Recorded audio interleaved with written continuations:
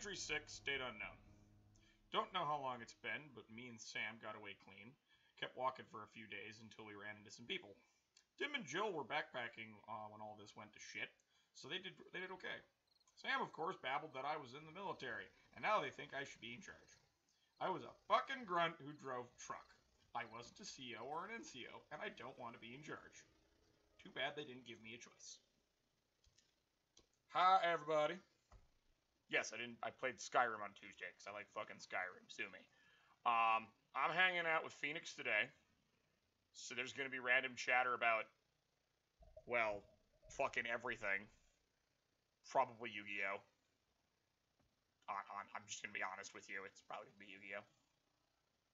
Because all sorts of new shit's coming out there. While we do other things. I need more wood, don't I? Of course I need more fucking wood. I was doing goddamn wood. So yes, join us on this Valentine's Day, or Singles Appreciation Day if you prefer. And much joking and bad puns.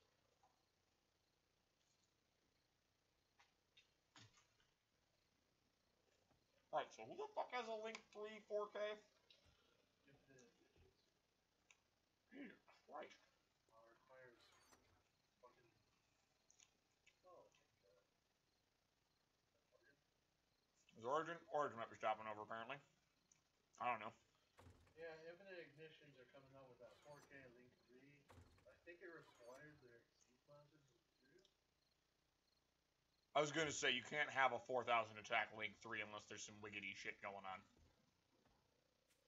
Hello? Oh, my parents. Never mind.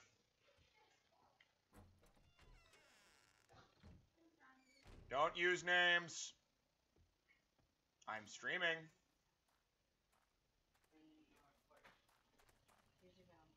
Oh. Thank you. Have fun. Yep. Yes.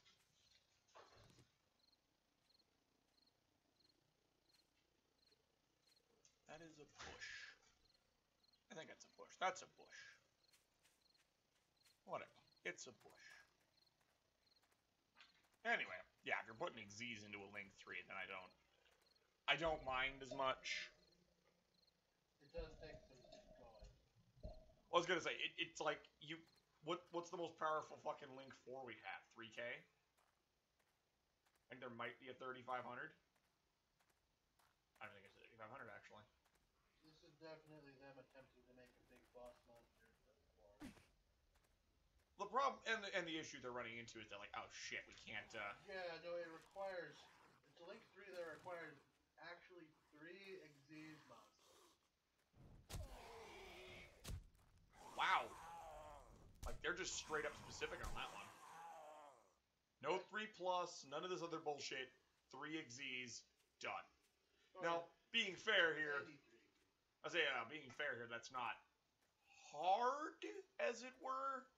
But getting 3 Xyz monsters... Well, I think the hard part is getting 3 Xyz monsters on the board at the same time. Yes. Which means you already have a Link 3. Yes. In fact, you probably have 2 Link 3s. You're probably using Zephyr Metaltron. Well, you have to use one that's got 3 downward-facing arrows. Or you're going Decode, Talker, Trigate Wizard. Oh, and actually, they like to... Their strategy is to use their Link 1 as, like, material to summon them back from the graveyard. I mean, that's valid. So, like, summon an Xyz monster, you'll probably end up in the graveyard, and then you get the... You probably send it to the graveyard to summon your Link 1, and then use the Link 1 to get it back. Yeah, it works. I mean... Like I said, it's easy to get low-level links. I mean, 3s and 4s are clearly the easiest. I mean... Still growing. Yeah. Okay. There you go. There you go. She doesn't know what down is. She's like, what is this down you speak of? Shit. Alright, here's Zambus. But yeah, no, getting the monster out with the archetype is probably kind of different. What archetype is it? Which is? Infinite Ignition. Oh, it's that one. Okay. That's the Earth Machine archetype. So I'm trying to remember what all the ones in there. It's witches. Witches, Infinite Ignition, and Time Thieves are in the current one. Yes, Evil Eye's the other one. That's the one I also had. Because it's a non-shit equip-based archetype. I'm a sucker for an equip-based archetype. Considering we've, only ever gotten one that is the wrong button. We've only ever gotten one that was actually anything not garbage. She's like, what are you doing? Yeah, she's like, what is this? But yeah, Vylons are the only ones that ever didn't suck. Vylons were actually okay. Honest to God, they were actually alright.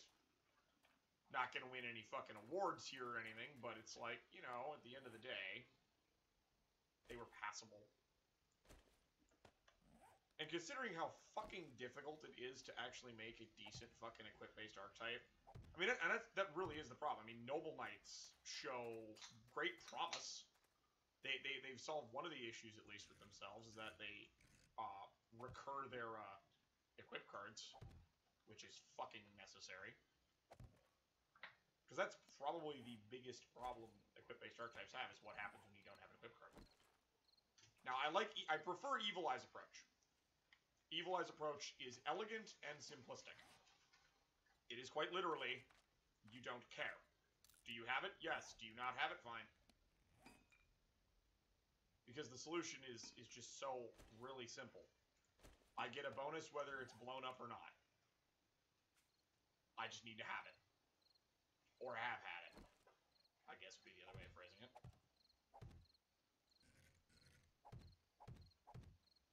There we go. It'll be interesting to see how well they work. I don't think they'll be meta. Honestly, I know. They might pull a rogue strat. If they get meta, they're going to be in an OTK. Oh, no shit. Because they got to go ham. With the damage they take. Yeah. It's like you're an equip-based archetype. You don't have an option here. Oh, I was able to make Iron Garden Host. Yay! If they make it as a rogue strat, they're going to be an OTK that does a lot of recursion, so they can get their effects off a lot. And they can build up big beat sticks that can beat over everything. And let's be honest, that's nowhere near as hard as that used to be. They also soft control that.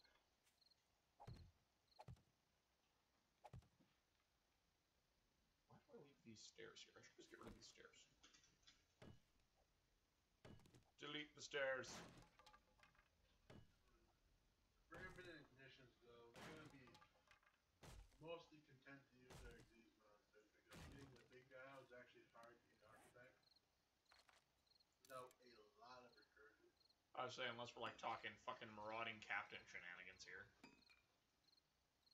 Nab yourself fucking bunch of rank 3s. And the issue is if you get a bunch of rank 3s, you're going to want rank 3s that give you other... What the hell? That's weird. Because that's the next part. It's like, okay, so you got your rank 3s. Well, you don't want to just... You want rank 3s that are going to do shit. Or even, like, honestly, rank 1s. They're easy. Just as long as they're easy to get out. If you know what you're doing. Because you can do, like, crazy fucking weenie rush decks. Because we got a lot of cards that are really good at just shitting out low-star monsters. So you could do that kind of shenaniganery, which would get you something. Not a lot of something, but something. The primary thing I'd be thinking would be happening there is you get a bunch of them, but you want to blow off all of their materials. Because, let's be honest here, what benefit are you getting? Because you just canned all of those things. So either you have to have some sort of graveyard effect, meaning you could use Phantom Knights, or, and here's the big or, you have to gain some other benefit, like Golden Rat. Golden Rat's a great example. You blow off a you chuck off material, you draw a card. Only do it once per turn, but it's all, you know, it's fine. They want to be in a control deck. That sounds control-y, yes. But then they get the boss sponsor out, and then they would try to beat over. Then they turn into a beat stick. Because they have Link 1, they're required an infinite ignition of non-Link monsters. Yeah. Okay, what does it do? This card is sent from the field to the graveyard. You can target one Xyz monster you control and attach this card to it as material. You can only use this effect once per turn, and an Xyz monster whose original type is machine that has this card as material cannot be destroyed by current effects. All of their Xyz monsters have a thing where they can use an infinite ignition to Link that on the field if they're in the graveyard, and then basically send it to the graveyard to start summoning it itself. So the play is you summon an Xyz monster, Link summon, use their effect. Yeah. Link summon this using them.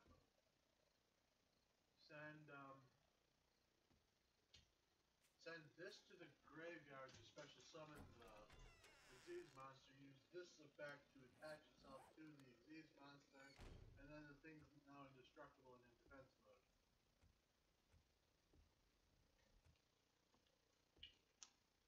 I mean, it's one way to make a wall.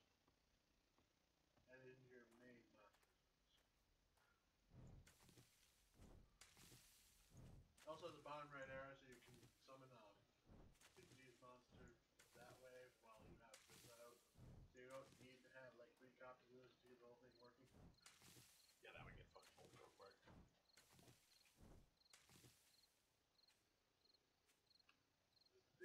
The question turns into how efficient is this? Potentially efficient?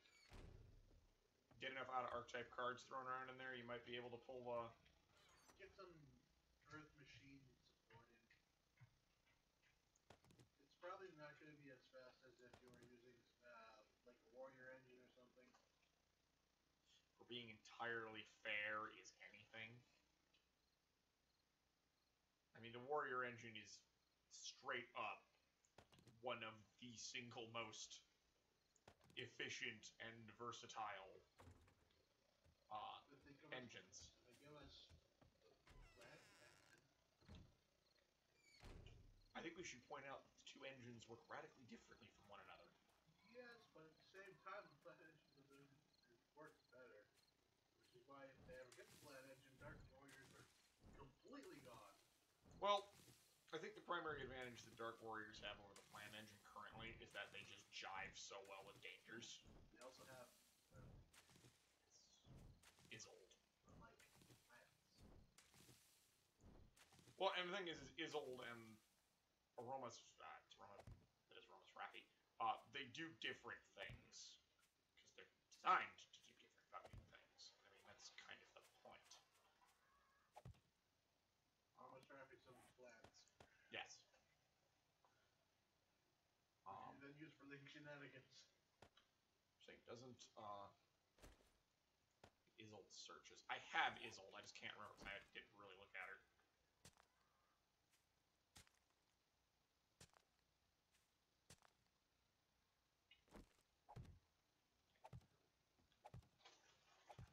Na na na na na na. I have corn. I have corn. I have corn. Gotta have that corn.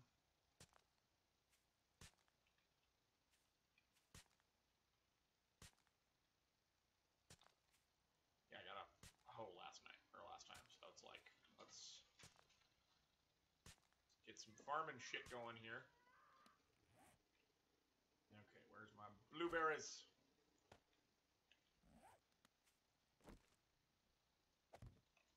The sheer amount of fucking seeds it takes to get plants going is a little annoying now.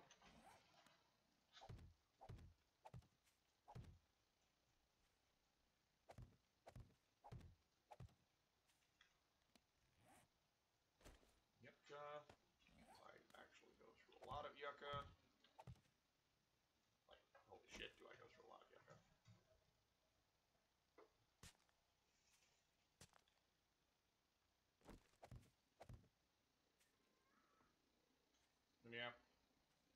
all of Konami's mistakes. Their mistake in fucking Links was they're too damn generic. This is their mistake like 98% of the fucking time.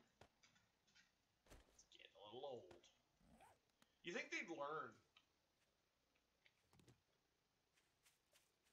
Like, that was fucking Cyber Dragon's thing. It's like, well, it's Cybers, except it's really easy to do that because all of...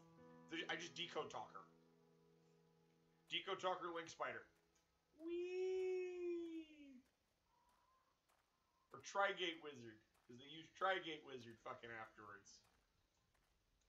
Because... why the fuck wouldn't you, right? I really want them to get rid of Summon Sorceress, though.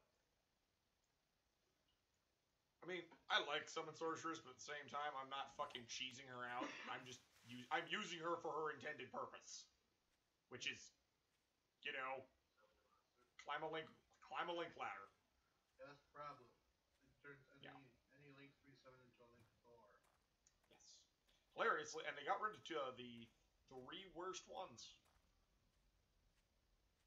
They got rid of the Bomber Bomber Dragon.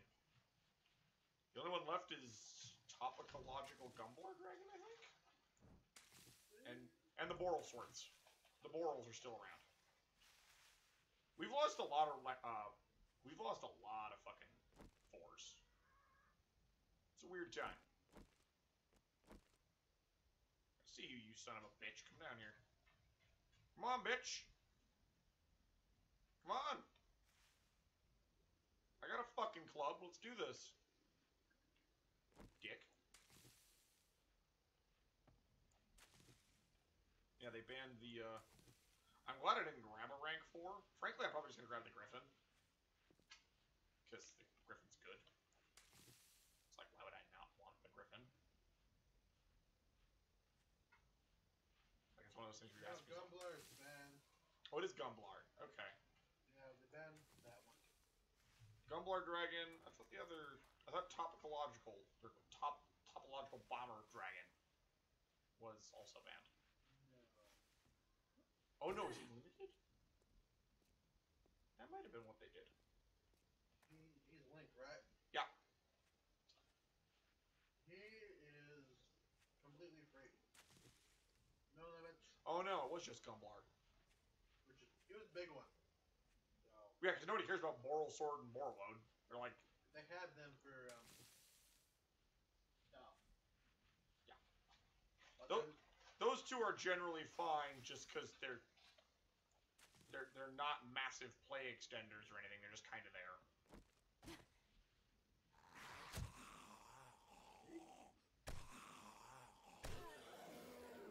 I might get the I was thinking of getting Gumblar and then they banned him and I went, okay, well I can't use Gumblar then.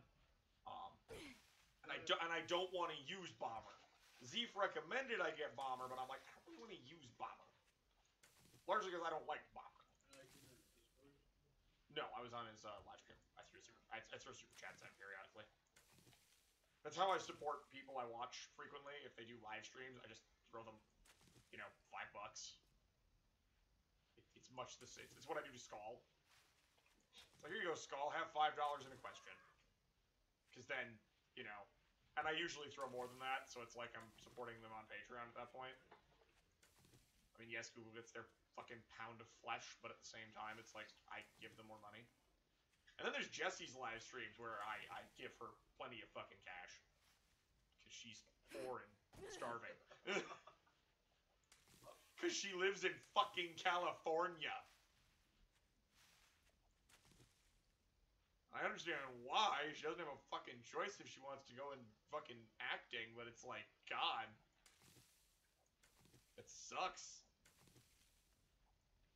And the way the fucking Actors Guild and Screenwriters Guild works, you can't fucking start up a secondary Hollywood outside of fucking California.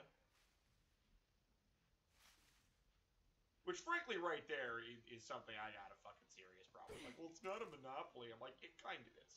Don't fucking pretend it's not, guys. Like, that's monopolistic as shit. Because nobody can. Because I can't fucking... The Actors Guild enforces a monopoly. It does. It's actually not even Hollywood, it's the Actors Guild. Yeah, I guess, yeah. And then Hollywood itself, the culture in Hollywood, just keeps it there. But all frankly, the good actors are part of the Actors Guild. Because if you're not part of the Actors Guild, you don't get a job. That's literally how this works. Except for very, very few people. Like, you'd have to have the entire cast of the film quit the Actors Guild in order to hire out. That's the issue. And the problem that happens is once you get a couple of, like, successful, like, C-rate actors for, like, you know, low-budget movies, they then go to fucking Hollywood, because Hollywood steals them. It's like, yeah, there you go. The fucking Screen Actors Guild promises them stupid amounts of fucking money. I'm like, I think you could. You could probably pull something off if you tried. It's not going to be easy, obviously, but... You know, is this easier to go through the wall than the door? Oh, yeah. You gotta love how it's easier to go through the fucking wall than it is to go through the fucking door. Oh, fuck yeah.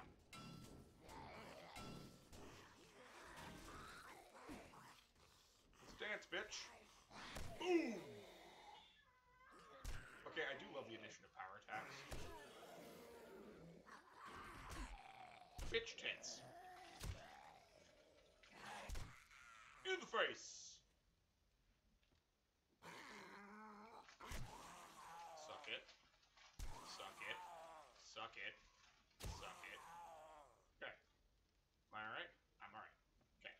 Anyway, but yeah, I'm pretty sure you could probably pull off a secondary Hollywood somewhere. Ooh, I found a wrench. Yay, I found a wrench. It's not even a bad wrench. If you just have to fucking make sure you can get some investors in there to get some money, so you don't just like so you don't turn into Asylum. So you know you actually make some quality movies, and then the draw turns into, okay, I'm not paying you as much money as Hollywood, but we're in like, I found another wrench.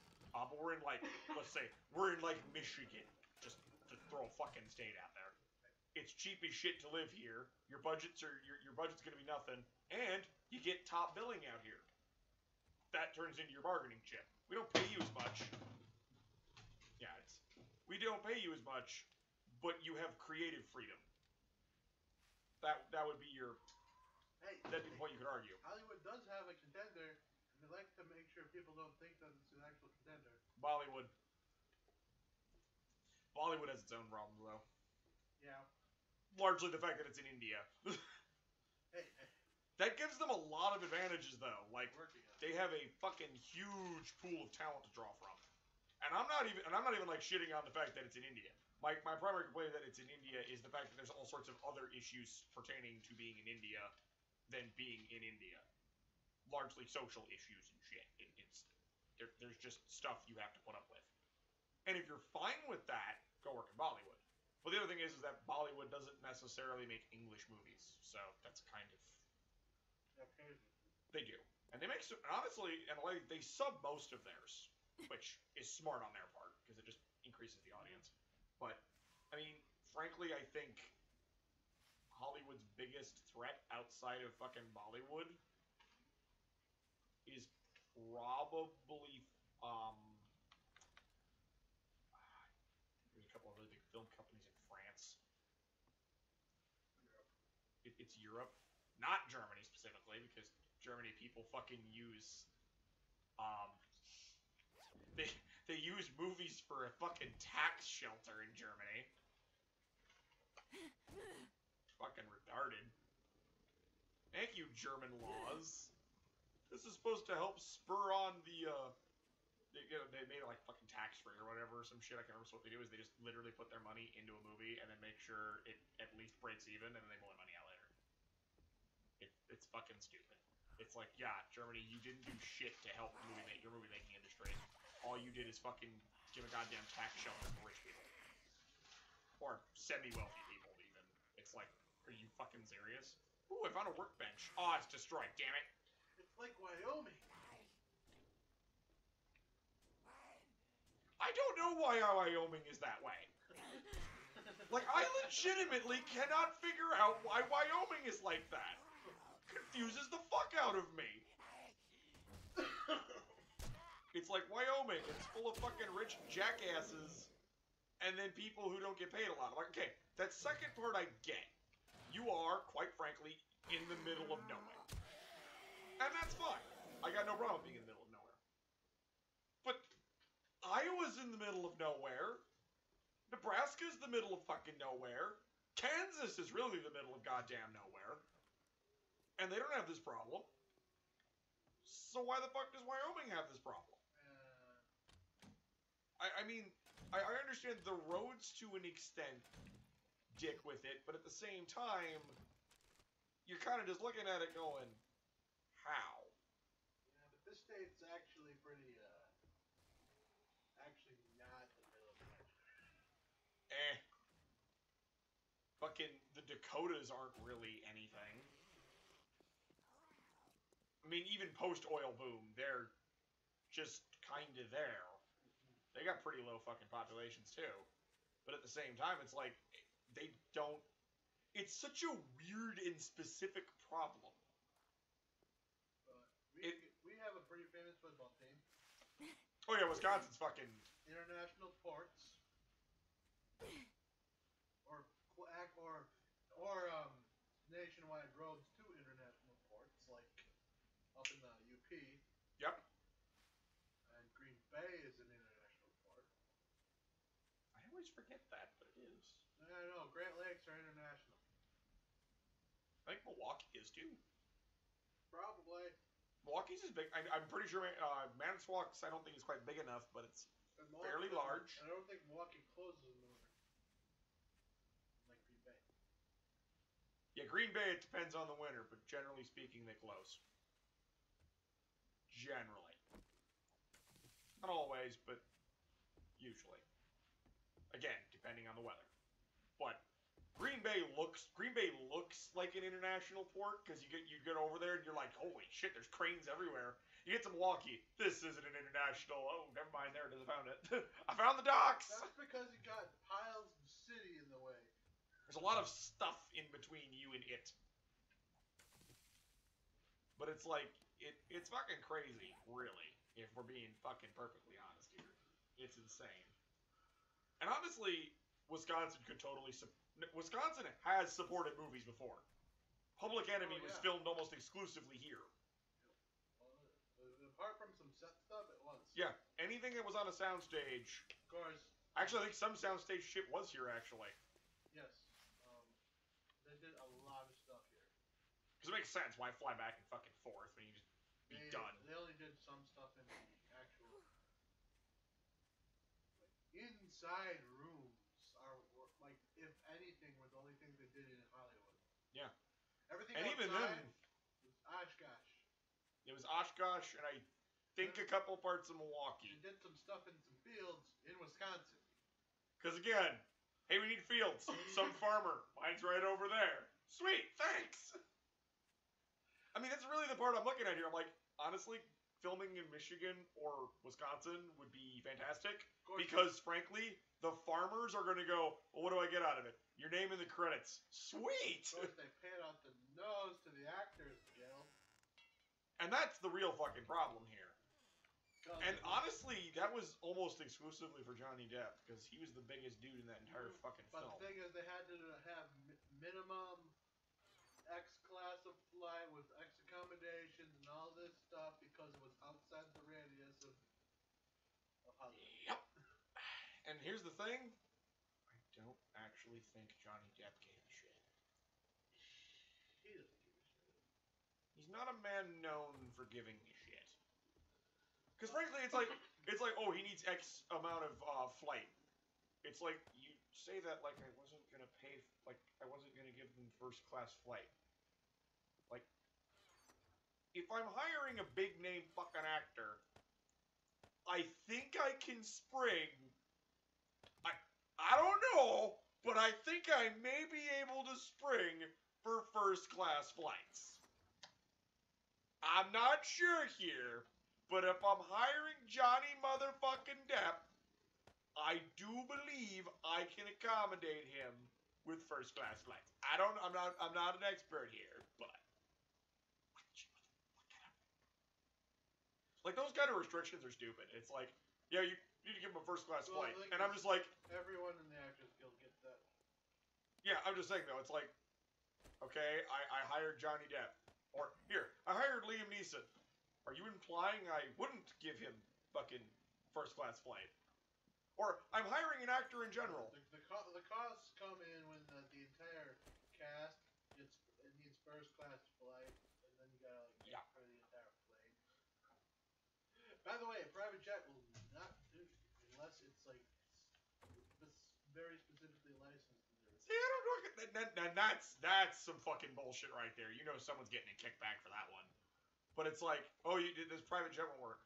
Did you just say the words, this private jet won't work? It has to be approved and qualified, blah, blah, blah. And it's fucking dumb. It's like, it's a private jet, dude. I chartered you a flight. I chartered you a flight. There's a bar on it. And no, relying on the actor's own private jet is not good. No, it has to be your own. You have to supply it. Which is stupid. I'll be honest here. If I was a fucking famous actor, I would straight up say, no, I'm gonna fly my own plane, just compensate me for gas. Really? Dude, I bought the plane for a goddamn reason. It's my plane, built to my specifications, with the shit I want on it. Like, that part really never made like, that kind of shit does not make sense to me. It's like, oh, they can't have their own vehicle. Dude, do they not want to drive their own vehicle? See here. We have Appleton International Airport. Green Bay Airport. And, is that one international? I don't think Green Bay's international. I don't know. I think it's only national. Which? International flights have to go to Appleton and Milwaukee. Yep, we have 2 international airports here. Which is Milwaukee and Appleton. Chicago's right fucking there, too. It's not like that's a fucking big deal. Yeah, but... you gotta get out of Chicago then. You know the hilarious part, if you want an international flight out of Appleton before we became international, you would fly to Detroit. Being fair, if you were getting an international flight out of fucking Appleton, you were probably going to Canada anyway.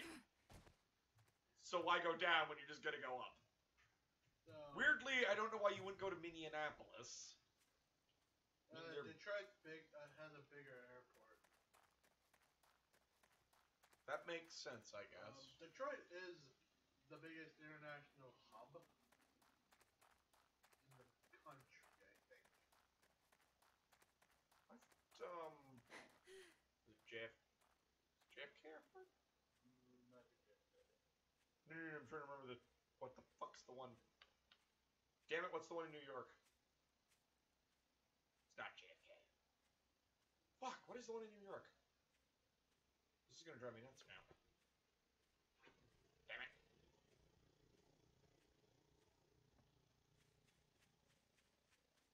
Oh, it's gonna go mine. That's JFK. It is JFK in New York? Okay. What's Detroit's international airport? Just Detroit International Airport? I was gonna say, I seriously doubt it's just called the Detroit International Airport. That'd be a little weird. Detroit Metropolitan Wayne County Airport. Wayne County Air... God, I love the Midwest sometimes. What's the name of your airport? It's the Detroit International Wayne County Airport. Metropolitan. Alright, Metropolitan Wayne County Airport. Why is it named that? Because that's what it is. To quote a man. It is not even in Detroit. It's in Romulus. That's why it says Metropolitan. to quote a man. You can tell it's an ash tree because that's the way it is. Like, yeah, that right there. That's the Midwest in a nutshell. Why is it named that?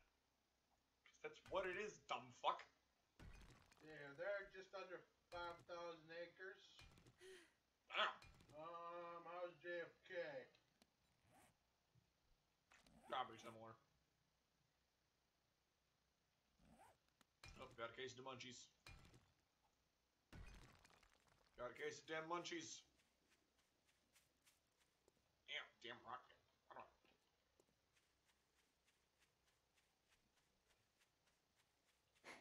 Whee! Don't know. All I know is it's the biggest of the 3 in New York.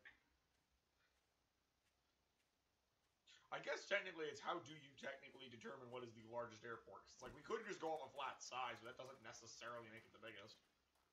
You could go off of how many runways it has, but once again, that doesn't technically fucking tell you.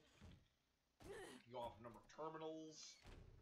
I mean, there's a fair number of criteria we can go off. You can go off of number of flights in and out, but the thing is, there's a lot of planes that literally just stop in with the whole, it's an international airport hub. And then they'll take off after they get flight. And refueled and that kind of shit. Like, sometimes they don't even dock. Yeah. Because sometimes they literally just need to get refueled real quick. Let that roll for a bit. Okay. By total boardings, neither of them's on the top list. Who the hell's that? Atlanta. That makes sense. LA. O'Hare. How could we forget about O'Hare? That's the one I was fucking thinking of. Probably. What's that one? That one's in. Where's O'Hare? I think it's based off of a. Is O'Hare in New York? Place called O'Hare, but is that in New York? Hold on.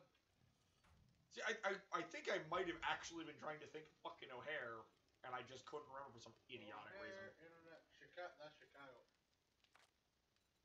There it is. There fucking is. Oh, Iron Dart. Duh. How can I forget that? I was like O'Hare. I'm like. I was trying to remember. Like I for some reason it was JFK, and I was trying to go like, no, that's not the one I'm thinking of. And I was thinking of fucking O'Hare. It's like I feel dumb.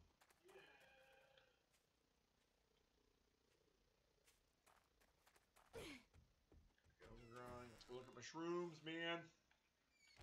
Mushrooms. How you doing, shrooms? Ooh. Can I pick you?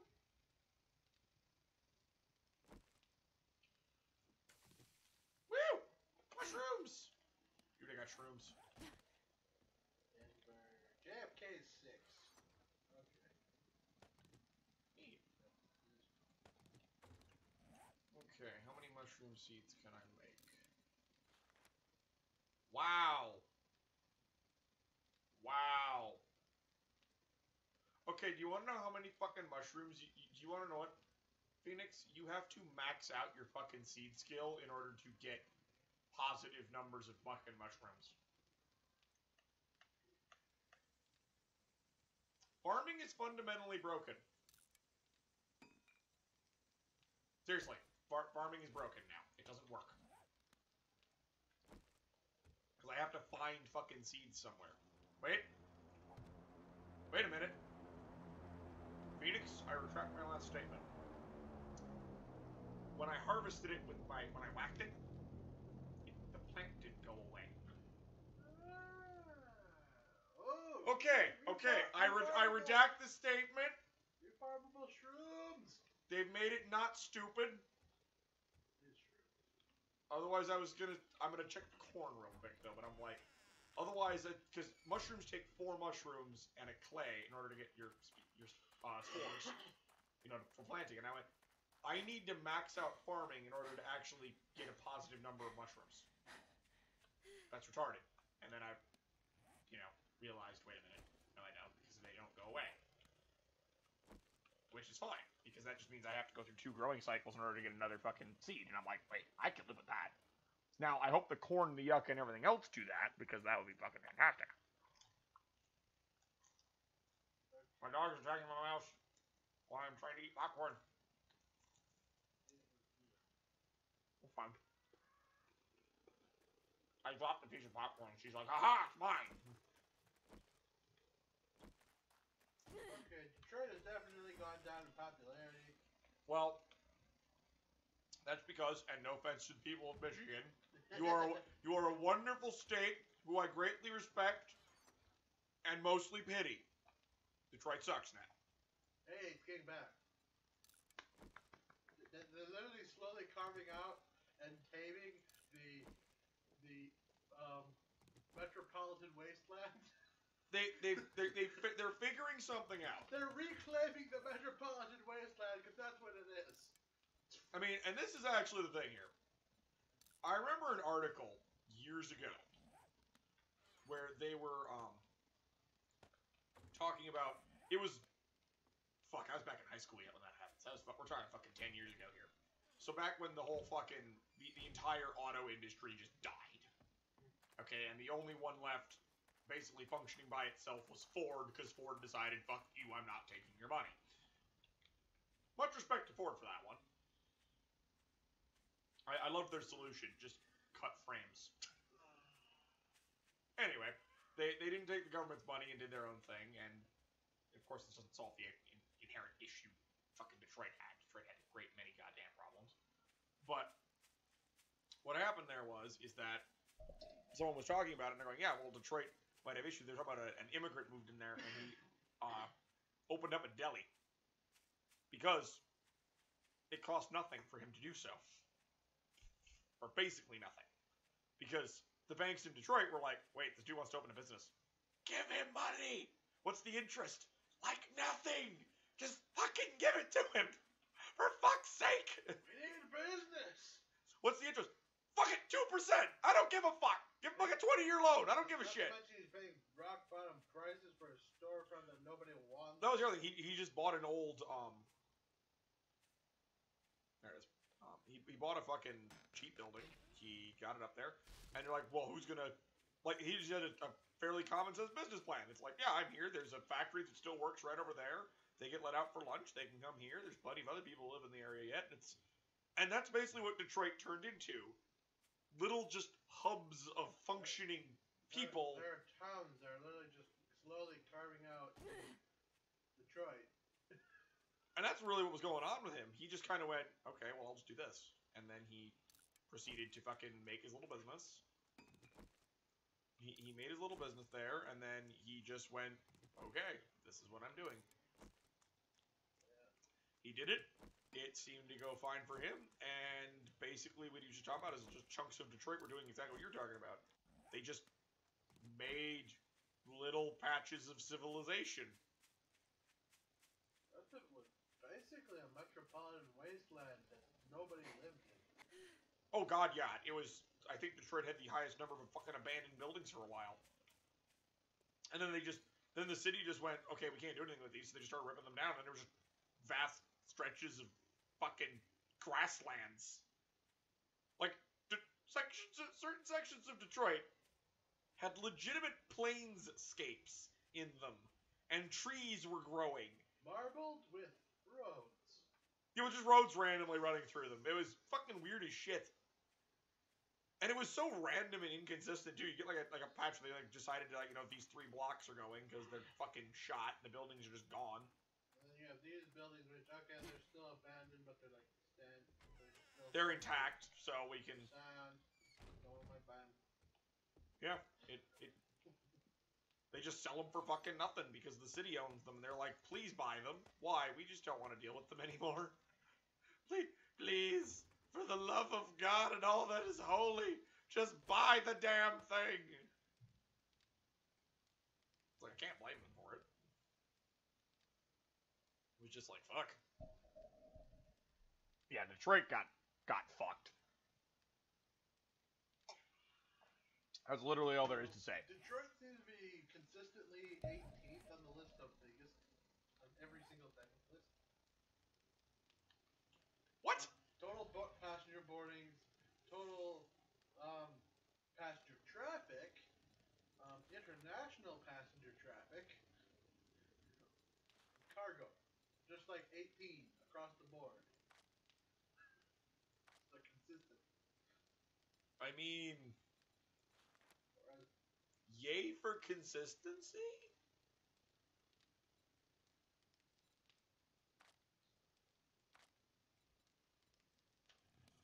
That's really all I have to say. Yay for consistency. I don't know.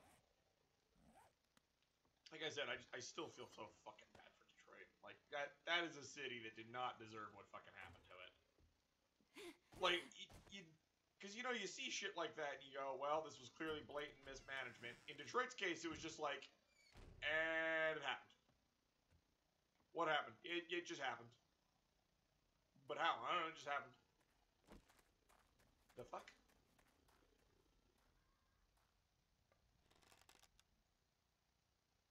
The other one that's consistent is Los Angeles, which is the second busiest airport in every category except cargo. Or sixth. Booyah, bitch! Shot you right out of the fucking sky. Stupid fucking bird.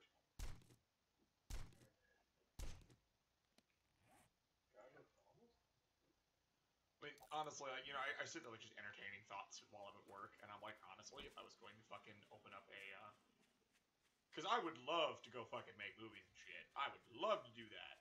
I'm not going to Hollywood to do that. Because fuck Hollywood. Okay? Just fuck them.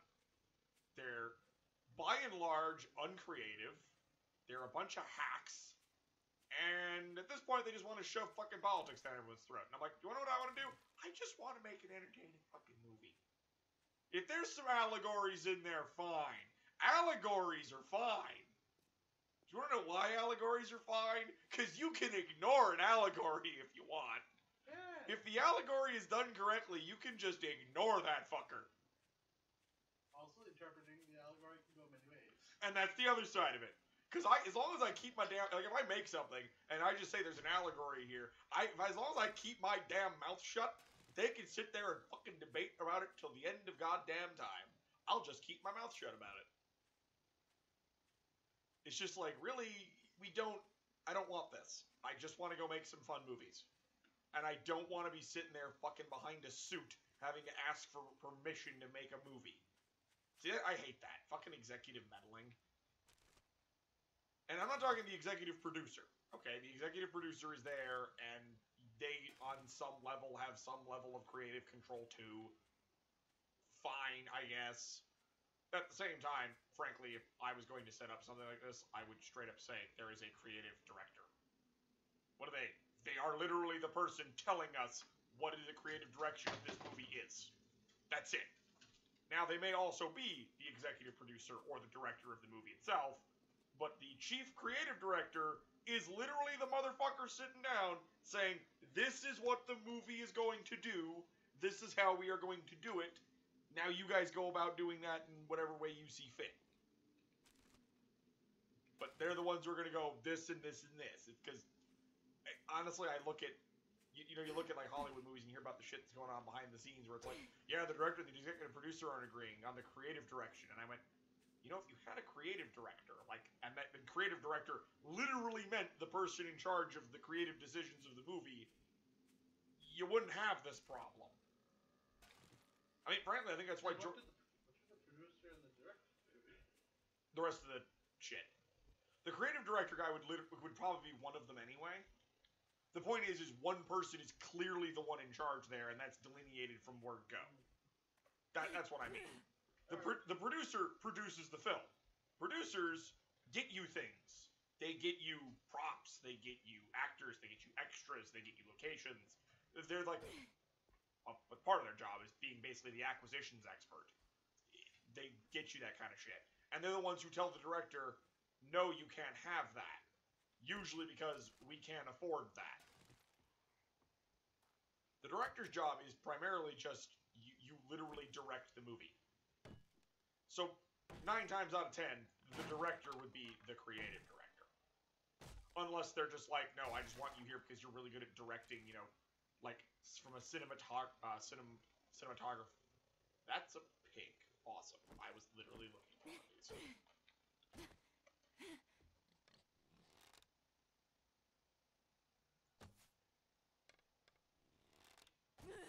Get out of this fucking garage before I shoot this pig. In the butt.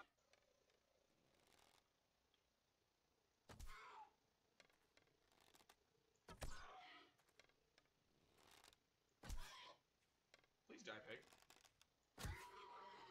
There we go. I'm just like, you know, you need them to work this shit out, because otherwise you get fucking Rogue One problems. And I'm gonna be honest here, the fact that movie turned out as good as it did even after all that shit is a miracle. That's just Rogue One. Well, it was completely solidly done from It had a solid direction from the beginning, but then Disney happened. That's the only thing that happened. And then they basically reshot half the fucking. Oh, sorry. Solo's the one they reshot half the goddamn movie for. And it's like. That's the one that they redid everything. That's the movie. The movie was just a mess. Largely because, apparently. I mean, yes, I understand you traded fucking directors halfway out. But seriously, you wouldn't have had to do that if you didn't fucking get out of the damn dude's way. Like, I honest to God, if I was a director and somebody said, you need to make the movie this way, I would actually look at them and go, did you hire me to make this movie or not? Yes. Then get the fuck out of my way and let me make the movie. Like, unless you're going to tell me, hey, we just want you to make the movie, but we're giving you all the creative, direction here. We just want you to, organize it and film it in your particular in your particular style. Like, you want Kubrick there because you want it in Kubrick style. Well, that's fine. They'll lend their style to it, but you want to make the broad, sweeping, creative decision, then okay, whatever. Just be fucking upfront about this shit. Don't go filling fucking bunch of bullshit in here.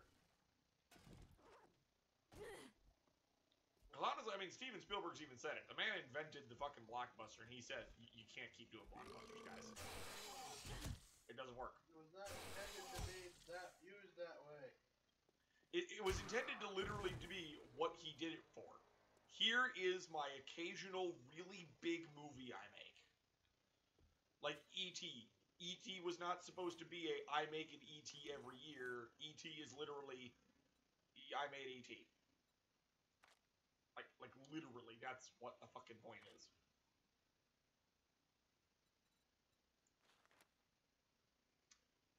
Buy that. Now anything that's not a blockbuster is like direct-to-TV, pretty much.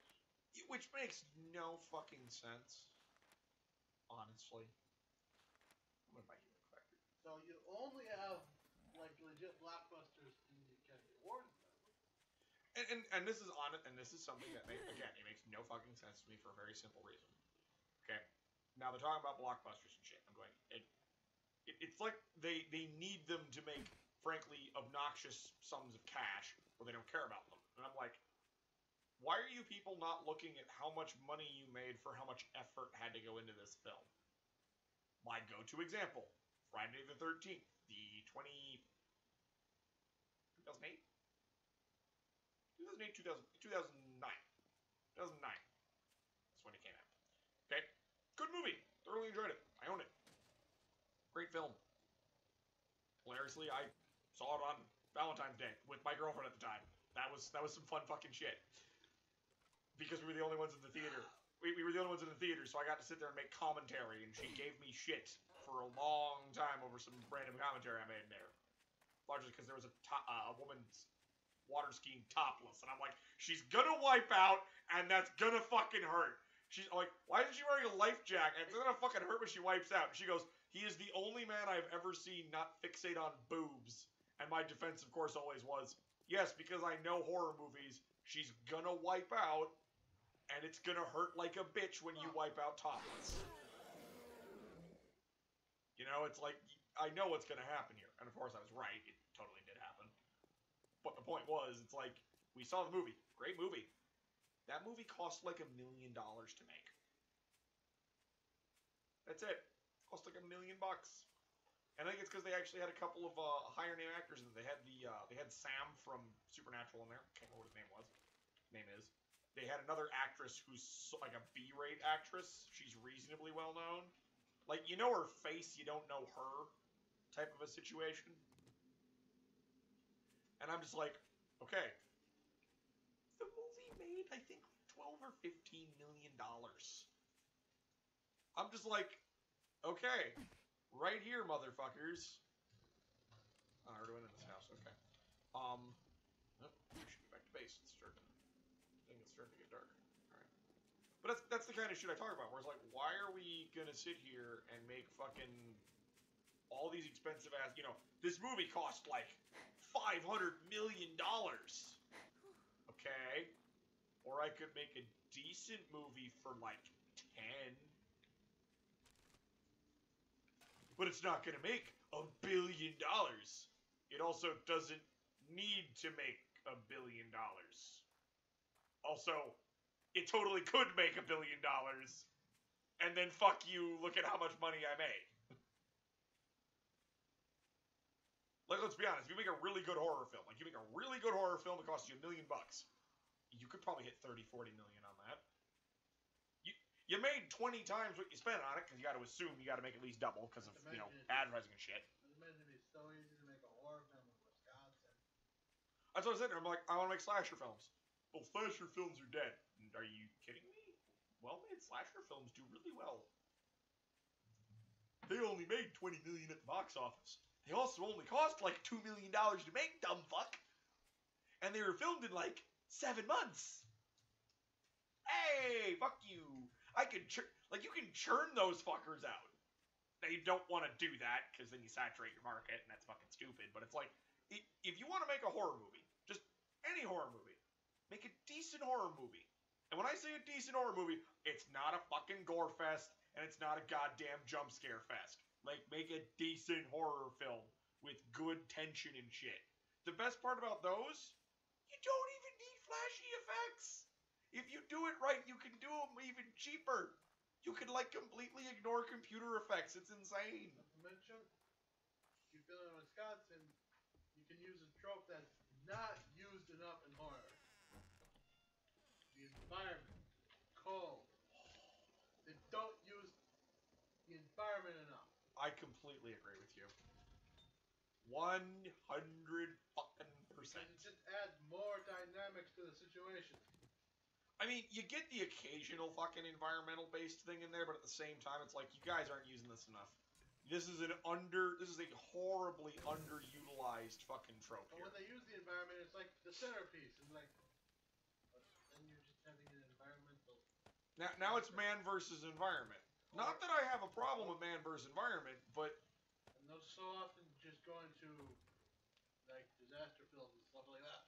Which, again, it's fine, but that's not what we're going for. It's like, there's a couple of good ones. I mean, to an extent, The Hills Have Eyes is using the environment. Hills Have Eyes is not one of my particular favorite movies, but it's like, I will respect the movie for what it is.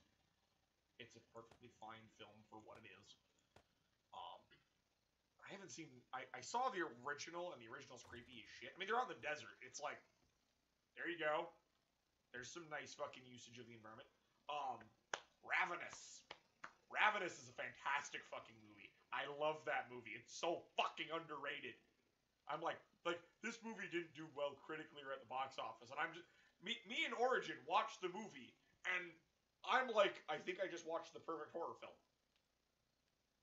I honestly feel I just watched the perfect horror movie. It's a movie set in the 1840s, I think. It's after the Mexican-American War. Alright? And me and him both applauded the fact that the uniforms are historically accurate. You know, the little things for us.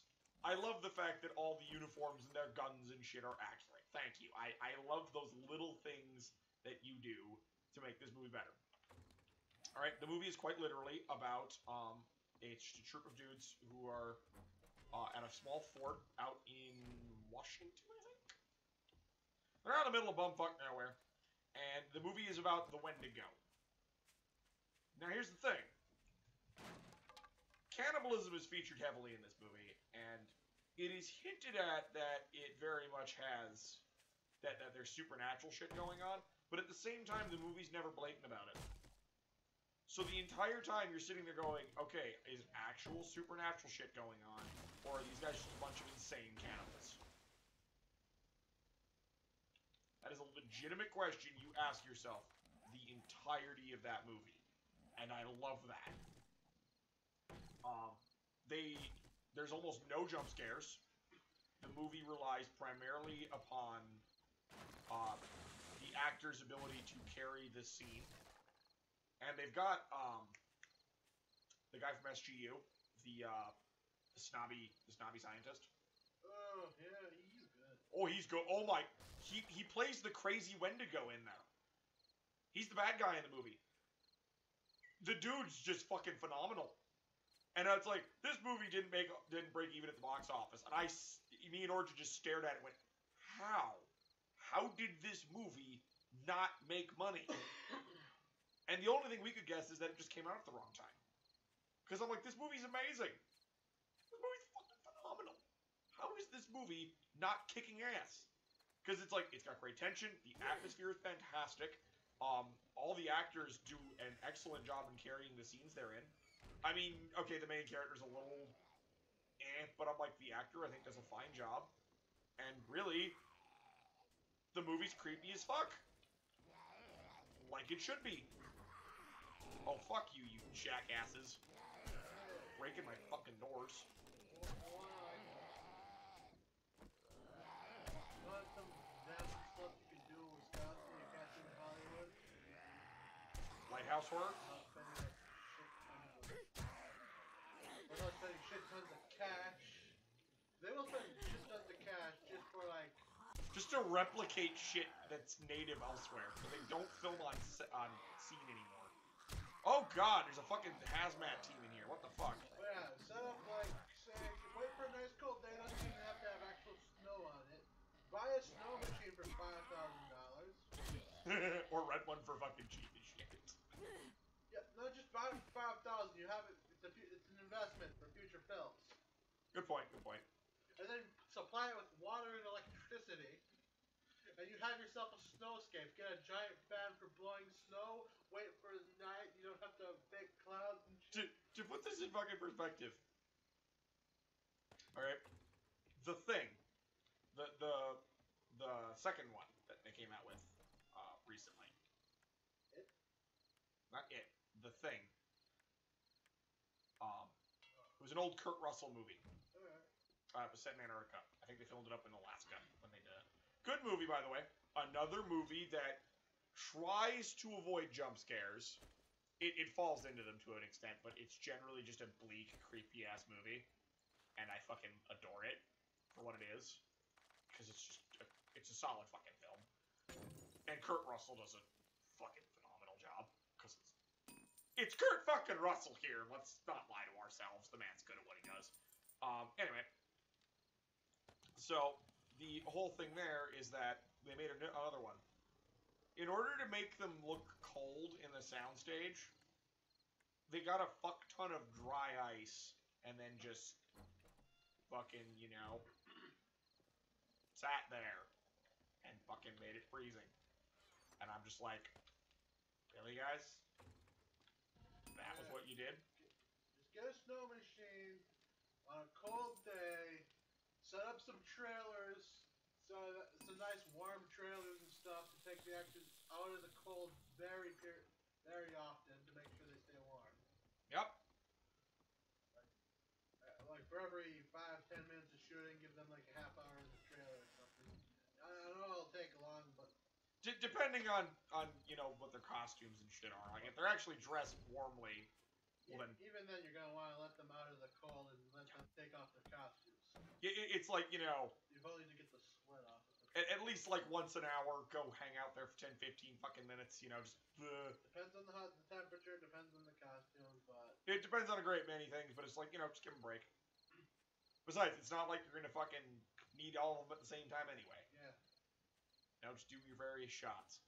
But it's like, yeah, most of Wisconsin can produce fucking snow at various parts of the year. It's the middle of summer. Yeah, well, okay. You only need to use a snow machine when it's not already snow covered. Yep. Or when you want floating snow. Yep. It's like, they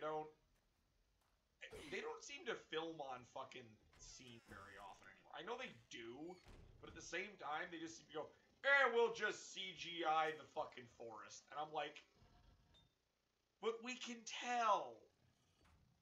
It's really goddamn obvious. I hate that. I hate fucking CGI forests. And this bugs the shit out of me. And will always bug the shit out of me.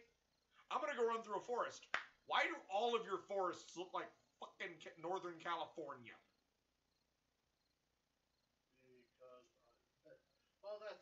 can see what a forest looks like. I've been there myself. I mean, that is what a forest looks like.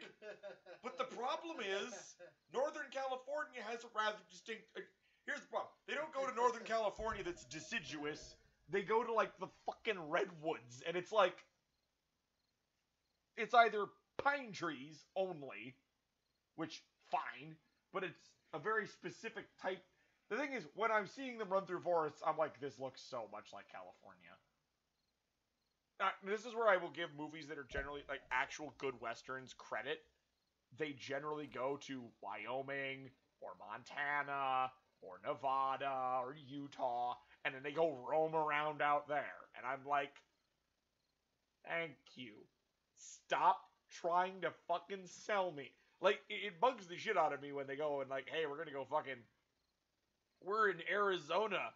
Or no, we're in New Mexico. And I'm like, bitch, you're 30 miles out of LA. Don't fucking feed me this bullshit. Because, like, I went there. And then I went from fucking Nevada and drove to, not the same time, it's 2 different vacations, but I've been to LA. We went out to Sequoia National Forest. I know what the fucking Badlands of LA look like. And now I see them in every goddamn Western movie I see. It drives me fucking nuts. We're in New Mexico. Bitch, I drove through Arizona. It looks really goddamn different. That's the mesa look. It's like, not enough mesas. Not enough scrub.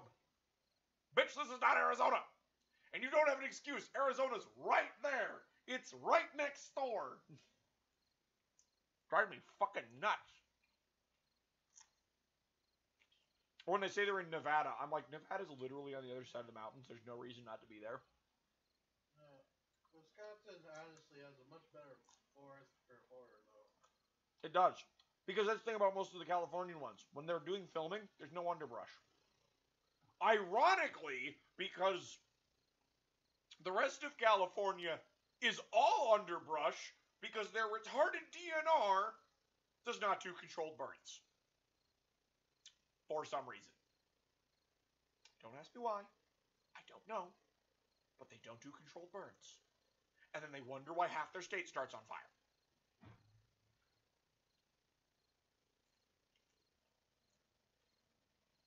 Like, you're giving me this look of, like, how can you be this dumb?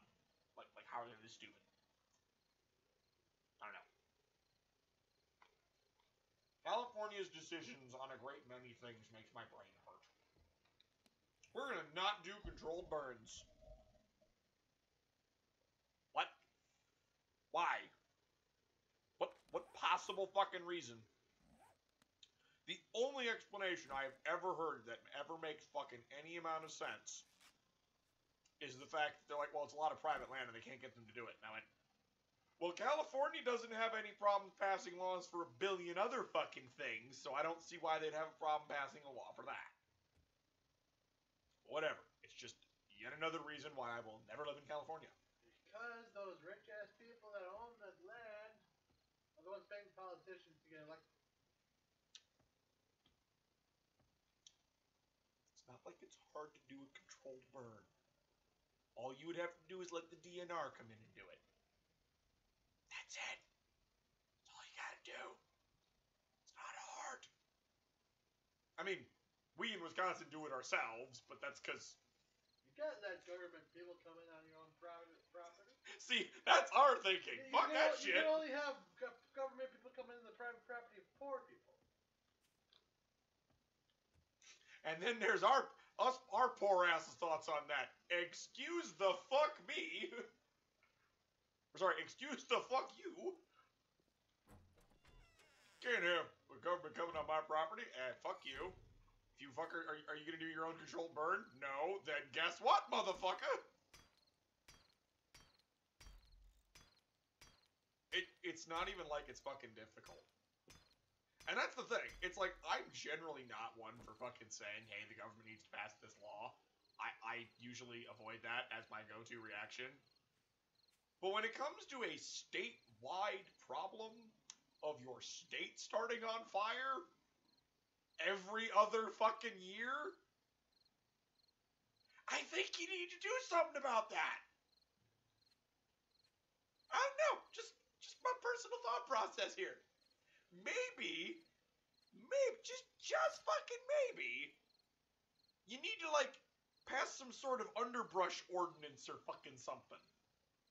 I don't know what you need to do, but they need to do fucking something. Wisconsin has tons of underbrush. Yep. Very dense, deciduous, plus carnivorous forest. All the mixed forests are perfect for horror. Because because the pine trees are good for running down. And then right when you're like, I'm gonna be safe, swamp! Oh yeah, no, we got swamps. And that's why we're not afraid of our state starting on fire. It's very damp. People just imagine the swamps down south. No, frozen swamps. Don't mess with a frozen swamp. What the fuck, you stupid log kid? Stand. Why? Jesus Christ. That should not be that complicated. Anyway, but yeah, it's... And I can tell you right now, the bayous look creepy. I'll be honest, that is a great asset fucking Louisiana has. This is another thing that just fucking bothers me about that. When Hollywood's fucking sitting there going like, aha, where the Screen Actors Guild, we're gonna dominate fucking everything. And I'm like, well, fuck you. Because now you're fucking over every other state that could have a great movie making, just an amazing movie industry. Like, think about it. Louisiana would have an amazing movie industry. Be great. They have fucking New Orleans. Think of how much fun shit they could do down there. They might be able to compete with Wisconsin on horror aesthetics. Because the bayous are creepy as fuck. Let's be honest with ourselves. Not to mention they have that whole southern redneck aspect to them. Yeah, they got the whole deliverance shit they can do. They got the H.P. Lovecraft creepy swamp people thing.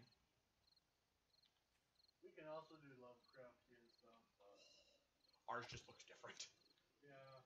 However, they got the redneck deliverance and all that stuff. We have the cabin fever and the lumberjack. And yeah, we got crazy lumberjacks and lighthouse ghosts. Yeah. People make fun of lighthouse ghosts, and I'm like, no, it's fucking creepy as shit. Hey, guess what? I'll just pitch the scene. It's a fucking stormy, thundering night. You are now stuck in a tiny stone fucking building overlooking a cliff, and all you see are waves. And any more than fucking 50 yards from your house is thick pine trees. Have fun! Yeah, because you need a lighthouse along the entire coast, not just at the populated places. Yeah, and that's the thing. That is really the thing about Wisconsin. We have so many fucking lighthouses. I actually think we have the most lighthouses. Oh, we have, like, the most legs, despite what Minnesota thinks. No, you see, we let Minnesota have that. Because what else does Minnesota have? The land of 10,000 lakes. Okay, that's okay. That's very nice. It's very nice, dear. It's very nice, dear. Well, how many do you have? Not 10,000. Oh, then we win. Sure, we have 10,000. Very nice. I think we have like 20-something. 20,000, 30,000, something like that. We have a fuck ton. We have a fuck ton. That's the answer here. There's a lot. It's like, okay, you guys can have the land of 10,000 lake fail. We're not going to argue with you on it. You guys have great fishing. Yay for you. But literally, what the fuck else does Minnesota have? Mall of America. Okay. Yeah, pretty big. It's neat. Not gonna shit on Mall of America. We still have more lakes than you.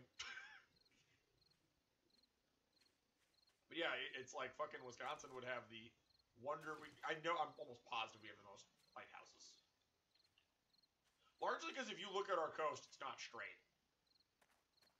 Like, I know no coast is technically straight, but we had to stick so many fucking lighthouses on because, little known fact to people who live outside of Wisconsin, our state like, the Lake Michigan area and the peninsula have a fuck ton of islands. I don't mean, like, oh, that's a lot of islands. I mean, holy shit, that's an archipelago. I mean, maybe I'm being slightly facetious, but there's a lot of fucking islands. Peninsula, all of those islands need lighthouses just because of the shipping lanes. And then there's the currents. I mean, it's like, how hard is it to sail on a lake? I point you to the tale of the Edmund Fitzgerald. That's superior. Yep. I'm using it as a point. Michigan's not necessarily any nicer in that area. It is a lot nicer than Superior. Yes. Except when you get over the north end of the Door Peninsula. That is a shit show up there. It is a shit show. I mean, fuck, there's a... what is it? We have a passage up there up by fucking Washington Island. It's called, like, the Devil's Reef or something. I mean, yes, Superior is worse just across the board, but Lake Michigan gets pretty shit once you're trying to turn into the Bay of Green Bay. It's not fucking pleasant up there. All those islands cause fucking riptides and all sorts of nasty shit. It's bad. It's very bad.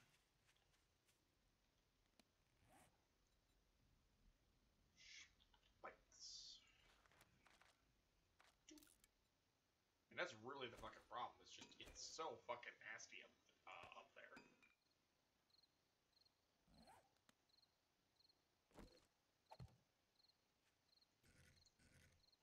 There we go. Yeah, whatever. Joys of living in Wisconsin. You know all about our crazy-ass nautical history. Or at least you should. Because, I'm gonna be honest, our crazy-ass nautical history's pretty fucking nuts.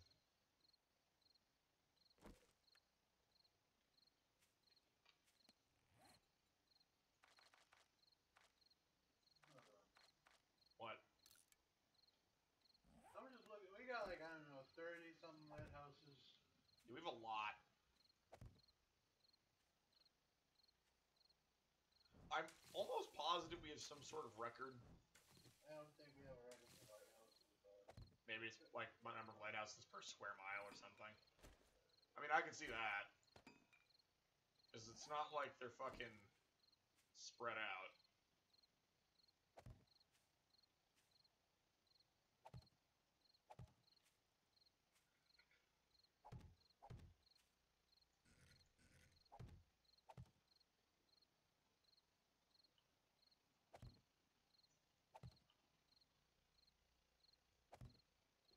And there we go.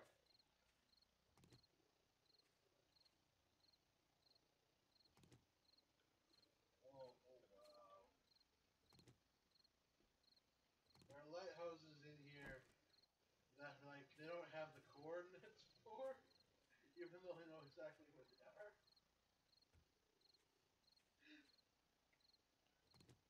That's fucking weird.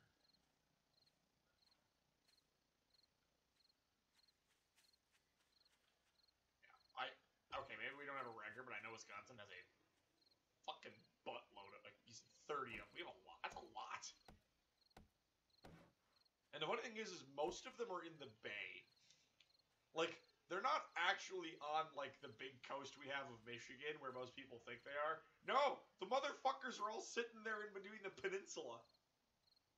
That's where, like, half of them are. Oh, the problem... That and islands. The problem is the main coast of Michigan is It's relatively flat. flat and shallow. Yeah, it's flat. Everyone knows where the fuck it is. The big problem is the lighthouse would be useless. Yeah. Algoma has a lighthouse. Manitowoc has a lighthouse. Yep, they're Milwaukee has a lighthouse. Like, we have lighthouses, they're just really spread out, because it's like, yeah, they're just by ports.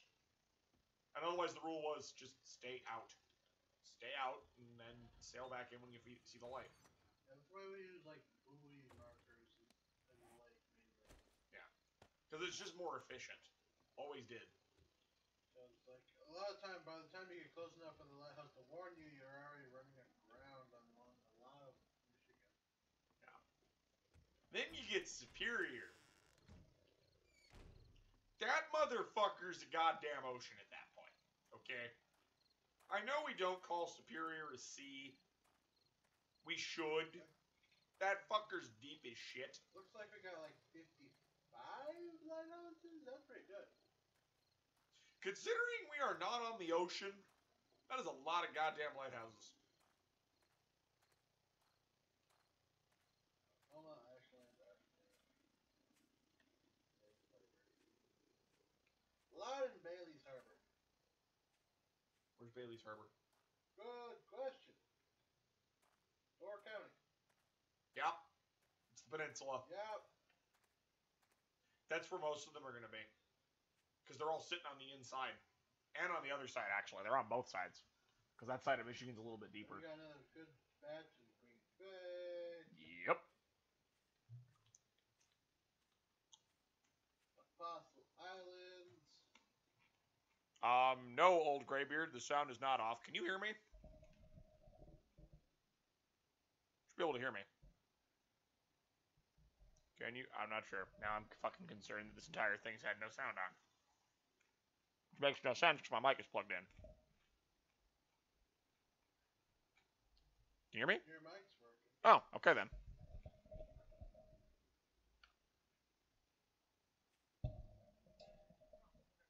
Yeah, I can hear it on your phone over there. Okay. I think old graybeard just jumped in when I wasn't. Actually, I don't know. Maybe he's seeing the stream from the beginning. It's entirely possible he's not watching it live. Do something in good. Oh. I know that's quieter.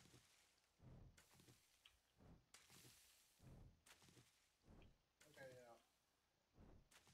Alright. It sounds working. I was just walking, which is probably why he didn't hear anything, and I wasn't saying anything at the time. Okay. But again, it's possible he's watching it from the beginning, which means he wouldn't be aware of what I'm saying. That does happen sometimes. People like turn on my stream and they don't get the live version. They start watching it from the beginning somehow. Which means he'd get a blank loading screen for a little bit before I started talking. Anyway, but yeah, all the fucking lighthouses and shit. And I'm like, and the best part is most of those are still habitable.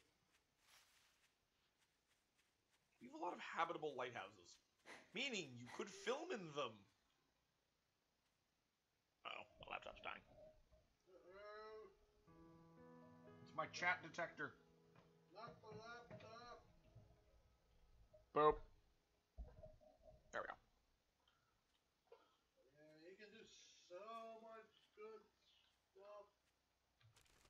If only the Screen Actors Guild wasn't a bunch of fuck. Honestly, I have an actual legitimate question about that one. Could we fucking get them for FTC violations?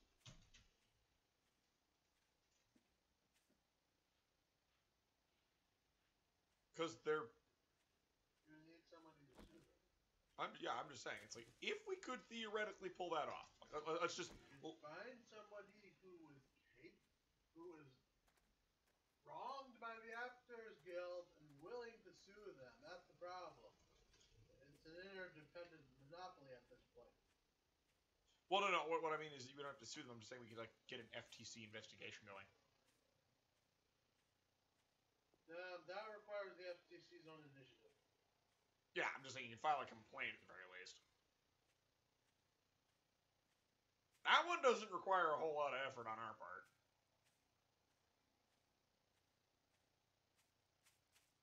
Kind of my particular stance there. So it's kind of like what's going on with the PayPal thing. Not PayPal. Yeah, it is PayPal thing that the YouTuber law is doing. He's just filing a complaint with the FTC because he's like, I don't need to sue them. We can just have the FTC investigate them. Which, you know, it's like if you file a complaint, it increases your odds of it happening. That's gonna happen, but it's like you might get them on that one because they don't have a vested interest in keeping the Screen Actors Guild around. Because let's be honest, they don't. Actors Guild gives a whole lot of money to politicians. Maybe they do. I don't know. Actually, a question: how much money does the Screen Actors Guild actually have? I would assume it's a fairly respectable amount of cash. I'm fairly certain. Probably gives a lot of progressive money. Yeah, I'm fairly certain. I don't think there's any progressives on the fucking FTC. Well, FTC is nonpartisan. It's supposed to be, but I'm just saying, I don't even think there's a single fucking progressive on it, so you don't have to worry about that shit happening. So it'd be like fucking. Even if it's just corporatists, it's not like they're gonna give a flying fuck what happens in the Screen Actors Guild. My God, we might have found the one thing they don't care about and may actually investigate. Fairly, if you can get them to fucking bother. Honestly, if you could show that it's harming trade and shit, and let's be honest here, it is, and that's fucking easy to prove. By the simple fact that nobody else can start up a fucking movie-making industry. It's like, but I fucking got, I don't remember who I got in the argument with, but I got in the argument with somebody online once where they were like, well, even if you did get it to stop, they wouldn't fucking move out, and I'm like, you wouldn't try to get people who are already in Hollywood to move out. You're never going to. That would be a fool's errand. What you would do is try to just get new talent. You would literally just try to get all the new people you could get, and then just bring them up here. And again, the advantage is it's cheap to live here, and you get top billing. That's your advantage. There's way less creative restrictions here. Because let's be honest, Hollywood wants to talk about how wonderful and progressive they are, but their ideas are stale as fuck. And they really don't try anything new. I mean, they used to. They used to do new shit all the time. It's just when they went full blockbuster, they just kind of gave up. I'm like, Hollywood. The fuck. That's why anime films always fail.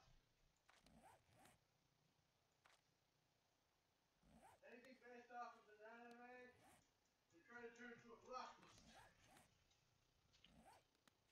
And they don't even turn into, like, good blockbusters. They turn into stupid ones. It's like, hey, we're trying to make an anime. Okay. This is a shonen anime. Yeah, we're gonna go do this. That's not... Guys, what? This should look like an action movie. Why does this not look like an action movie? Well, this is what they want. No. No, it is not. I mean, this is just... And this actually goes into the gaming... This goes into fucking gaming companies as well. They sit there and just try to play to the lowest common denominator all the fucking time, and it's like, you guys are aware that that actually is annoying people now? Because, seriously, it's fine when we have the occasional popcorn flick. You know, it's like, oh, it's a lowest common denominator movie. Yeah, it's not meant to be, you know, this big fancy thing, whatever, it just is. Great. Except when you try to play the lowest common denominator, it sucks. And then people point to like, but the Avengers aren't playing the lowest common denominator. They're making a good movie. That's it. That's what the MCU is trying to do. They are literally just making a good movie. It's almost like if you make a good movie with interesting characters, people are going to go fucking watch it. But that's the truth of it. Well, the problem, and the other honestly, the biggest problem I fucking see, like, even if you could pull this off, like, let's just say this all magically lines up and shit. The biggest issue you will run into is that the reviewers, the professional ones, quote, professional reviewers, are gonna fuck you. They'll fuck you so hard. You will not get a fair shake.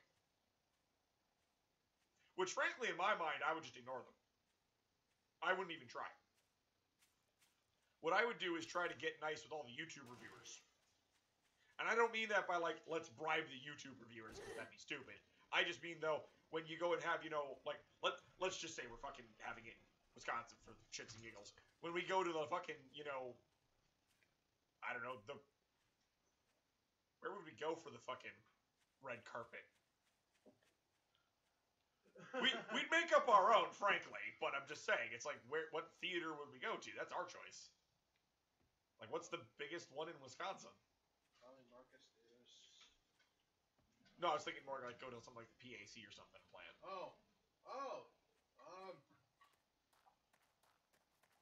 Did we go to the Pack? Or something in The Pack or Milwaukee. What the fuck is the what is the goddamn auditorium down there? Fuck. They have lots of concerts down there. Because that's probably what you'd do, because you need to seat a bunch of people and have a... You'd have to have seating and parking and proper area to schmooze. I mean, you could use Marcus Theaters. They have... Yeah, no, not for a screening. They got enough space at a minimum that that was the only concern, but that's not the only concern here.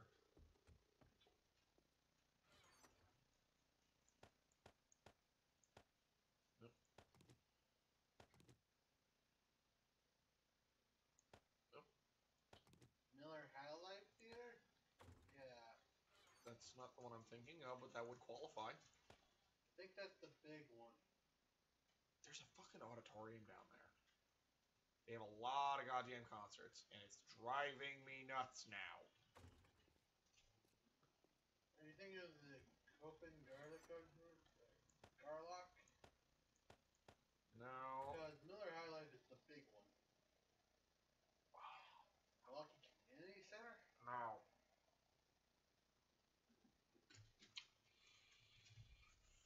One moment. Just let me.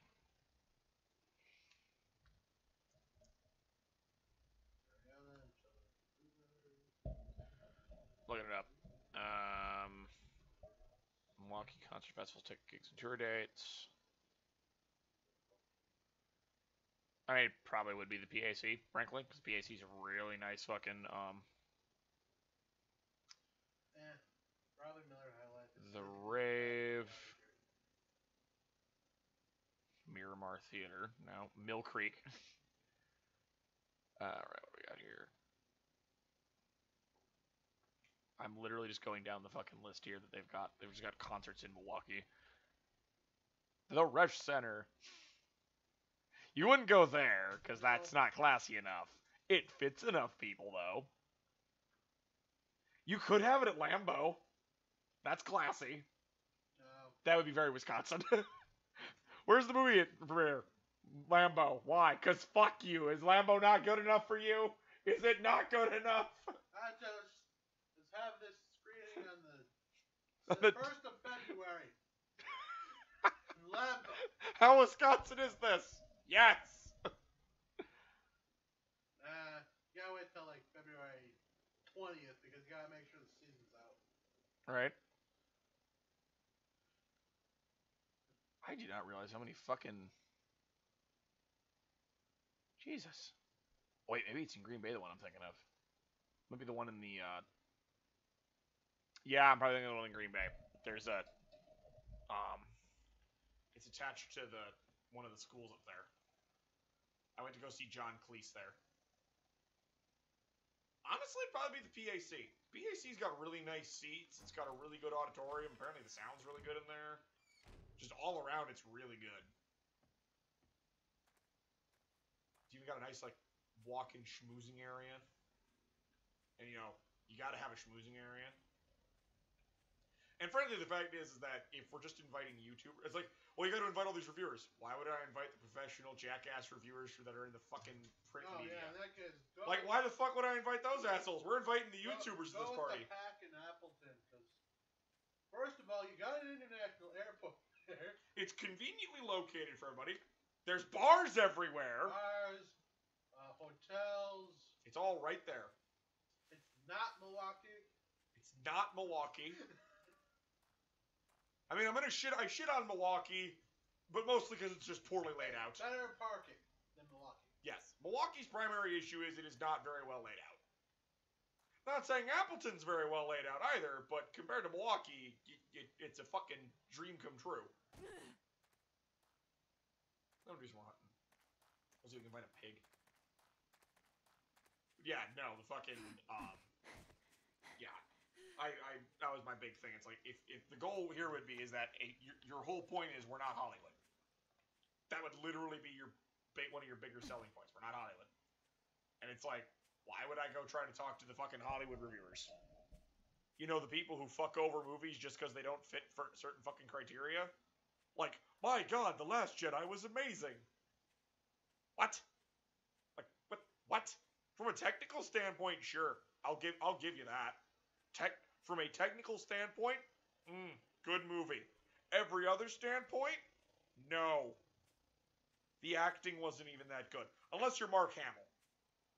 That man was on point. Then again, I've literally never seen Mark Hamill not on Well, point. you see, comparatively, everyone's not much worse than Mark Hamill is in that movie. Because of how much that dumbed down Mark Hamill. The problem is Mark Hamill is still 10 times better than anybody in that movie. Yeah, but that's still comparatively good for everyone else. And that's the problem, is that's the kind of logic they're using. Now, I can be honest right now. If I made a fucking movie, like, if all this, let's just say all this aligned and I made a good movie and shit, I would get raked over the fucking coals by all the jackasses in the fucking print media. They'd be like, oh, it got like a 2 out of 5, it was bad. And this is why I would just go, I'm just going to invite, I'm not inviting you guys to the red carpet. Why? Because fuck you. Why would I? I'm not from your generation. I'm not acting the way you fuckers do. I'm not going to. So who'd you invite? All the YouTube movie reviewers? Why? Because they're going to be honest with me? And that's what I want? Just to spite the critics. Make sure Nostalgia Critic's there? Grab Nostalgia Critic, give him, like, a film reel, or a DVD or whatever, say, here, inside, you can use this for your review. No, literally that was actually part of my plan. The plan in my head would be, you invite all of them. Early access DVDs. Yep. You invite all of them and then just go, okay guys, what you get to do is, you get to see the screening a week early. You will now be let out. When you guys leave, you'll have a little grab bag of nice things. The grab bag states, inside you will have a DVD. Okay, it's your little DVD, it's personalized for you, it's got your name on it and shit. Do not distribute, do not copy shit. Do not distribute until X date. Yeah, and then it will be, when you guys release your views, you cannot release, the agreement you sign is you cannot release your spoilered reviews until the day before. We can release spoilered reviews the day before? Pfft, fuck it! I don't give a shit about the day before! No.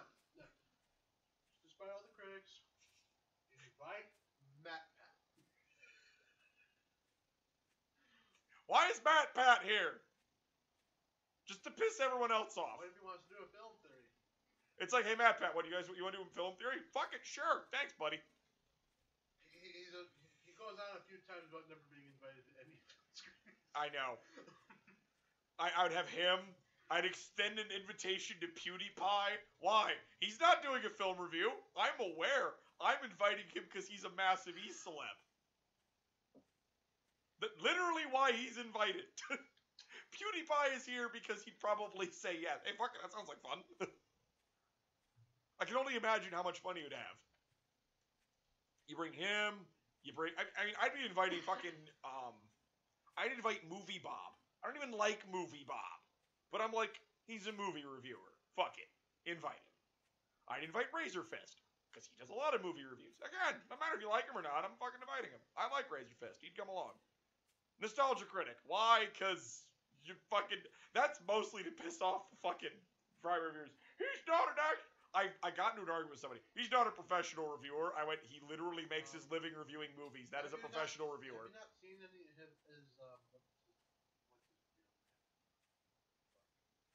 he does a lot of stuff under his real name. Doug Walker. Yeah, have you not seen any of the Doug Walker reviews? I've straight up said this. They're like, YouTube reviewers aren't professional reviewers. And I went, do they make their living reviewing movies? Well, yeah. Then they're a fucking professional reviewer. Done. Well, they didn't go to do this, and they don't review it because of this. And I'm like, no, fuck you. Just fuck you. You do not need a degree to review movies. You don't need to fucking analyze them for all this retarded shit. You can literally just sit down and tell me if it's a good movie or not. And that's why I like Nostalgia Critic.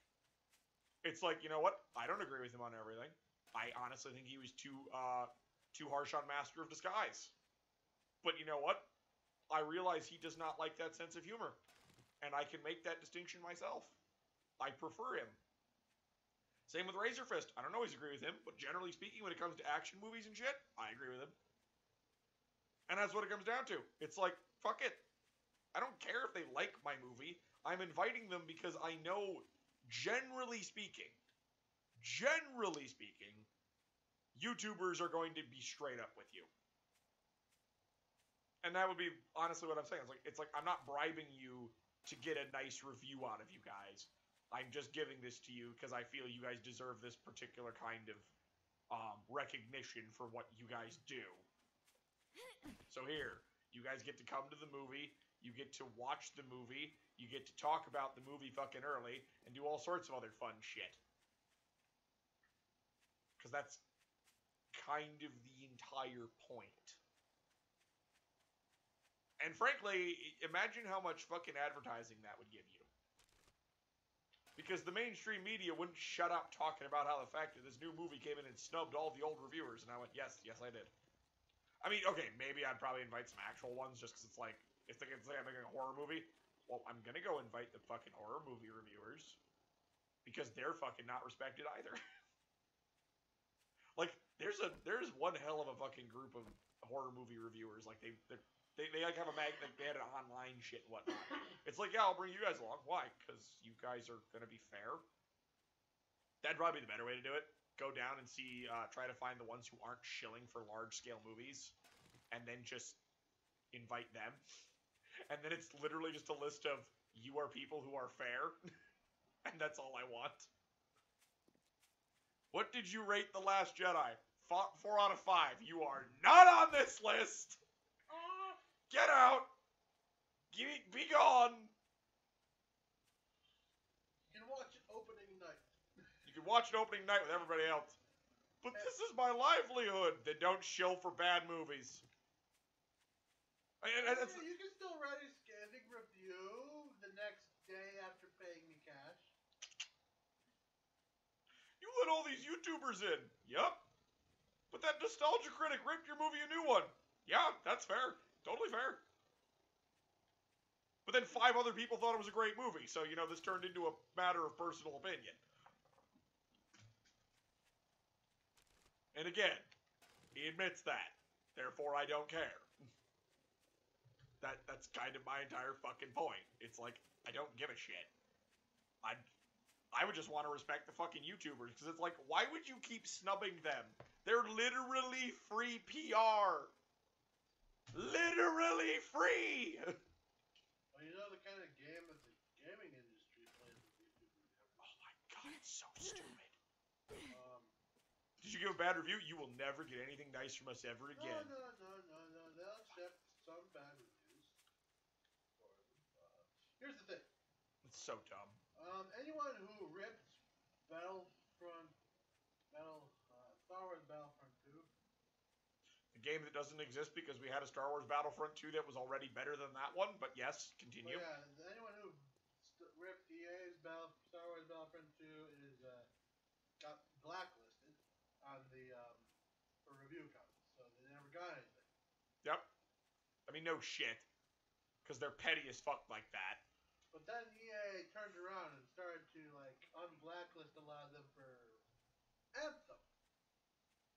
They're starting to like playing this weird game where if they thought they could get something, like, hey, this is a bit better, and if they weren't completely anti-EA, they like flipped them another copy, and then as soon as anything remotely negative, blacklist.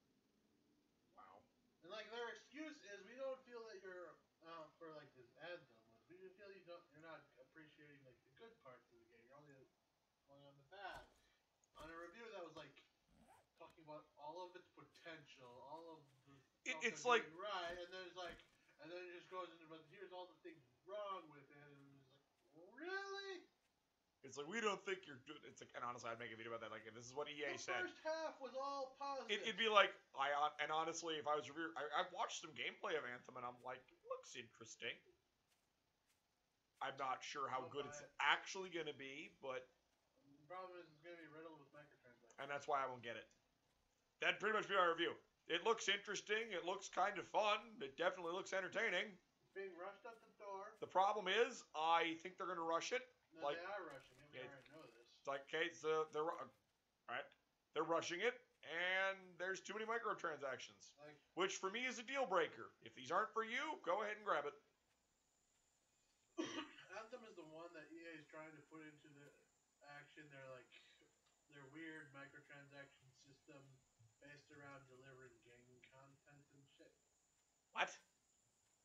Well, they have this weird patent where they're trying to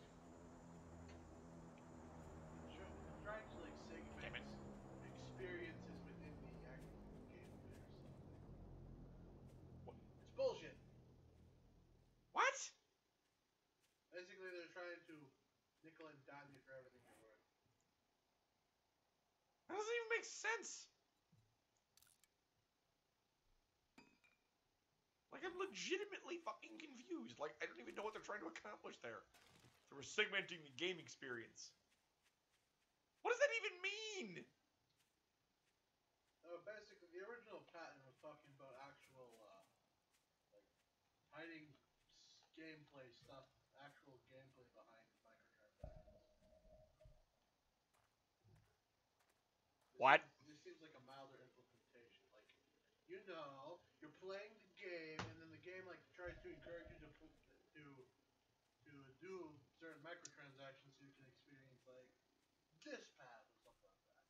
That was the original path. Oh my god. It's worse than Battlefront 1.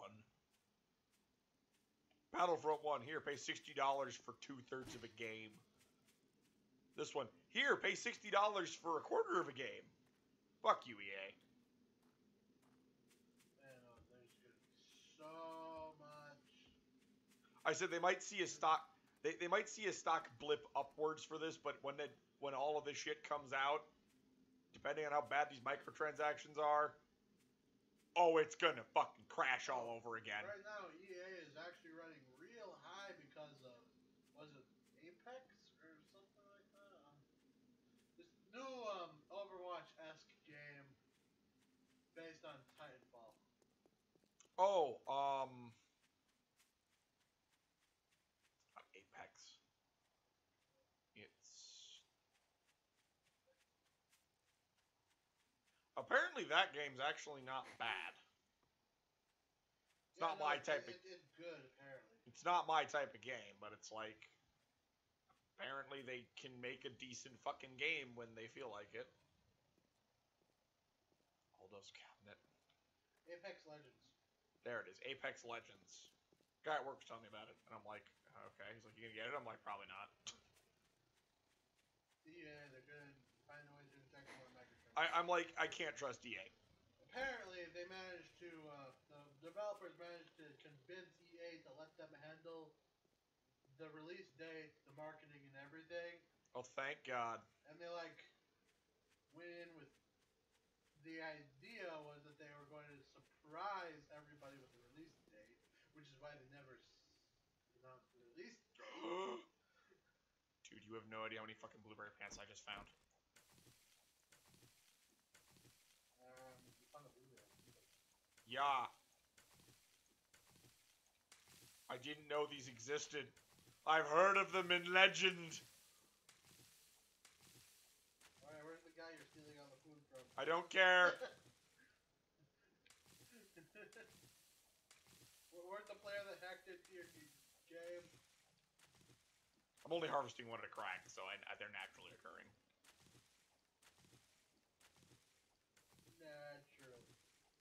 Nature.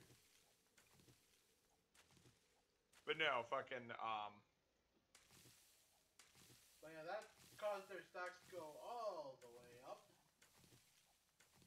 Yeah, it's almost like EA when you let the fuckers who you pay to make the game make the damn game. It's fine.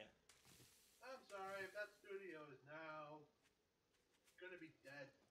Because the next game is gonna be run into the ground by EA. Yep. Honestly, who the fuck did that to Halo Legends? And then EA is gonna close down the studio. Yep. Was EA the one who did Halo Legends? Or Halo War? because that studio got fucked. They got fucking scuttled.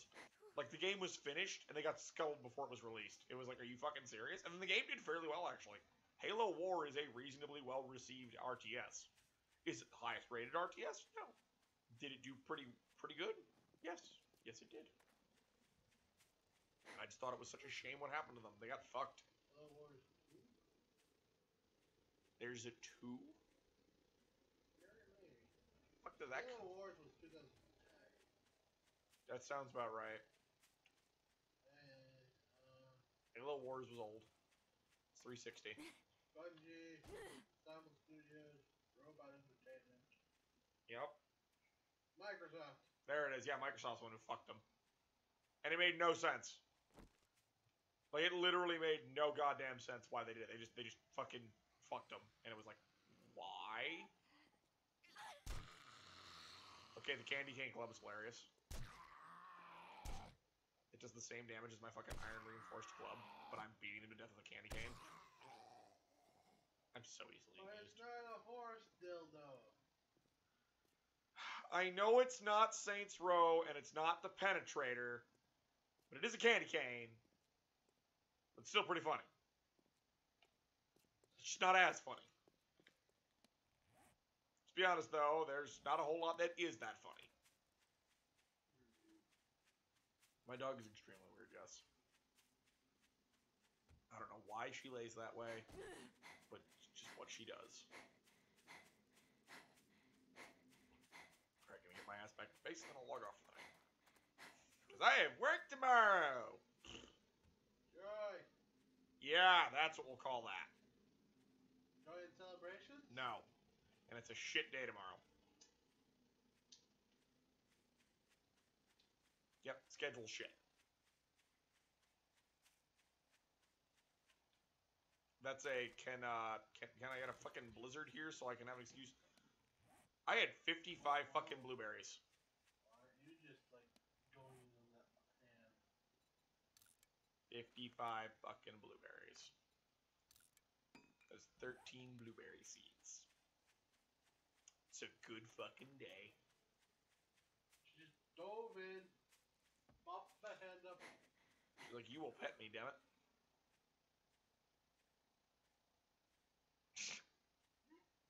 This guy, stop stepping on him. Good girl. There you go. Yeah, it's... Honestly, I really wish I could fucking pull off something like that, but I'm like, I don't have the fucking money, and I don't have the connections. It'd be hilarious, though. Just, who's this? Just some schmuck from Wisconsin. We ain't gotta worry about that. 10 years later, what the fuck happened?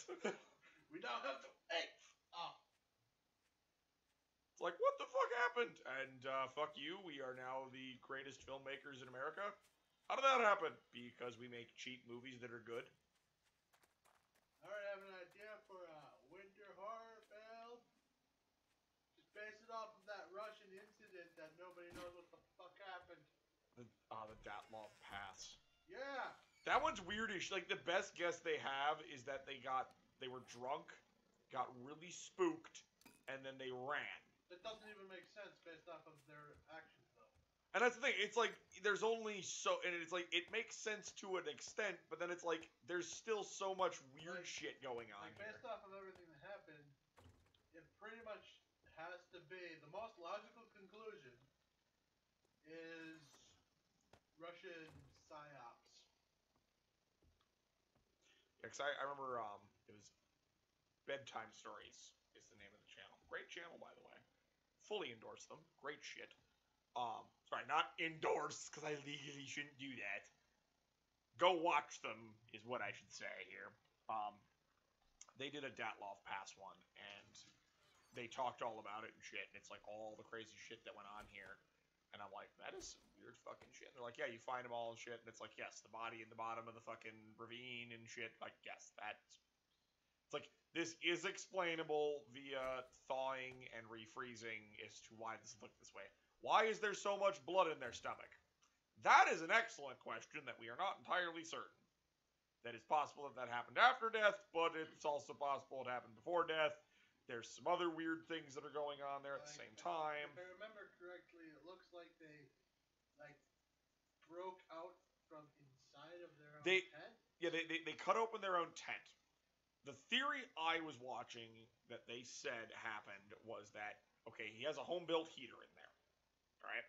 So the theory goes is that either it started smoking a lot, or maybe someone's sock or something caught on fire. So they panicked, like they're asleep, and suddenly it starts filling with smoke. So they freak out thinking the tent's on fire. So they cut it open and then crawl out into the winter. Now they're all a little drunk. Makes sense. I mean, there was booze there. They found some booze. So they're a little drunk. Then they wander down, and they run down the slope. Or, that's right, they don't run down the slope because the tracks aren't actually them running. They walk down the slope. Because they think their tent's shot. So they're going to go try to survive somewhere. The problem is once you get to that point where they clearly made a small fire to try to keep warm, everything from there on in stops making sense because we're not sure what the hell half of them were thinking. Some of them walk back to the tent and then die on the way back there. Some are, for some reason, found in a ravine a ways away, dead. And then the other ones are found underneath the tree. It's like, okay, I don't know what the ones in the ravine are doing. The ones going back to the tent make some level of sense because they're going back to try to get supplies. I don't know why anyone's in a ravine. But yeah. So, that'll be it for the evening. We're back at base. Got a bunch of random bullshit done. Got some farming going. That's always good. Alright, I will see you all next Tuesday. Remember to like, share, subscribe, leave a comment below. And peace out, everybody.